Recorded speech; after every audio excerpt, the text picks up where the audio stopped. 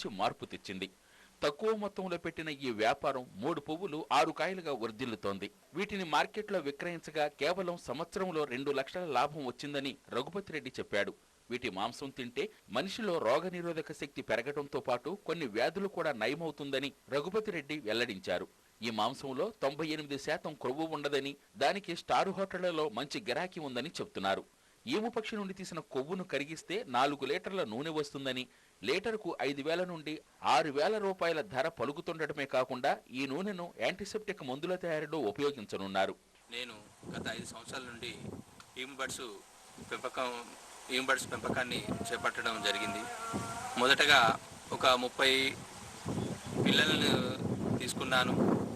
అవి ఒక సంవత్సరంన్నర తర్వాత అవి పెద్దవి కావడం జరిగింది. ఒక్కొక్క కోడి సగటున 10 నుంచి 30 వరకు గుడ్లు వస్తాయి.